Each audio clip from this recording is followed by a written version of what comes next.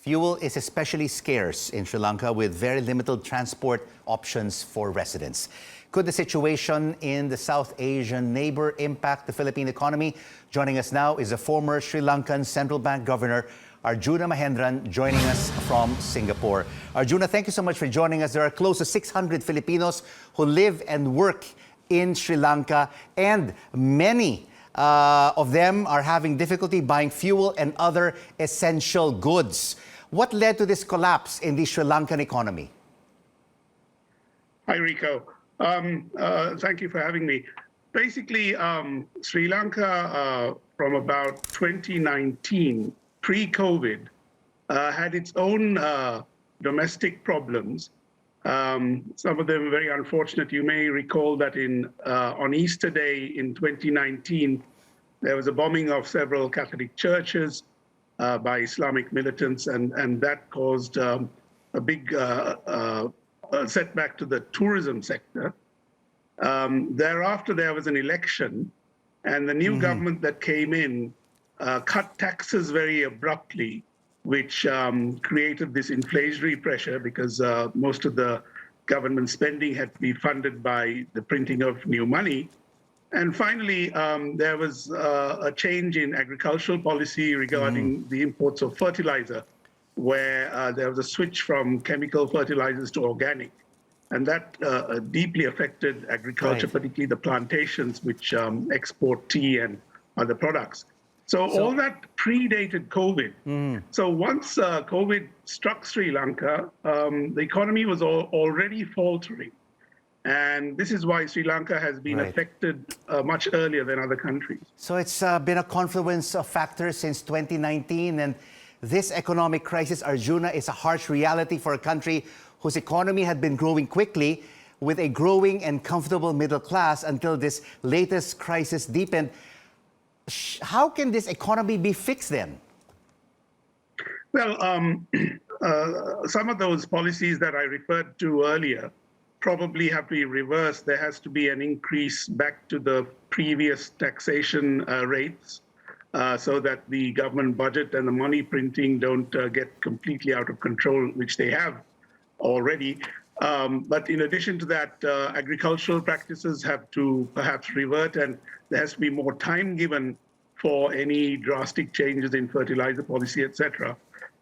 So it's going to be a gradual process, and the IMF is in talks with the government of Sri Lanka to see how this change can be effected.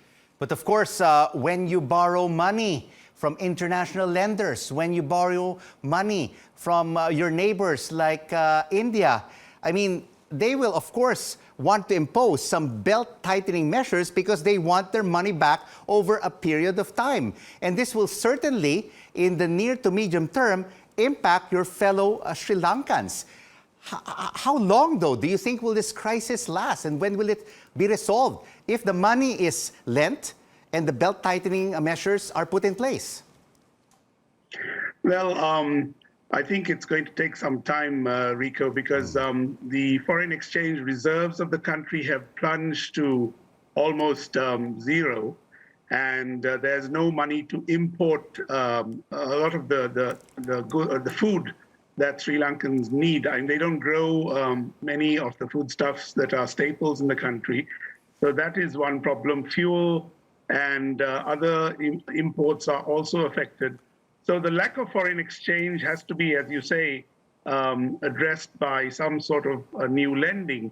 But the problem is, because of the accumulation of previous debts, the government is finding it very difficult to persuade lenders, even neighboring India, to put in fresh money. And with all the problems being piled up right now in Sri Lanka, I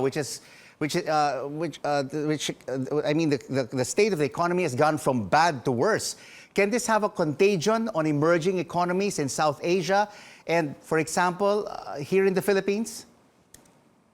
Well, the contagion, if at all, would be the flight of capital from emerging markets, particularly in the Asian region. We haven't seen that as yet. I mean, there definitely has been some capital flight back to the United States over the last year. but it hasn't really picked up pace. In the case of Sri Lanka, as I said, they entered the COVID pandemic already in a weakened state.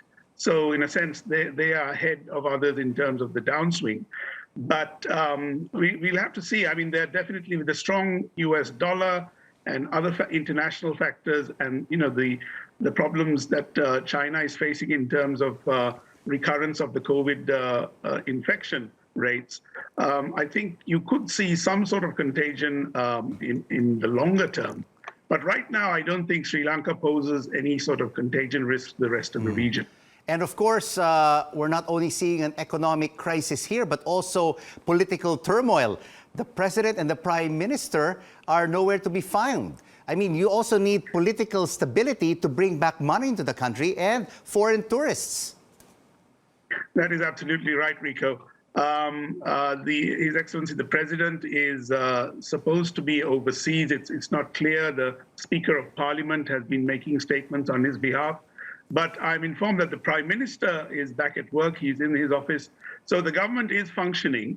And as I said, there are crucial talks going on regarding the economy and economic policy in general, which has to be set right fast before this economic crisis really results in starvation and unnecessary pain for the population of Sri Lanka. Arjuna, thank you so much for your insights on the Sri Lankan economy. Former Sri Lankan Central Bank Governor Arjuna Mahendran.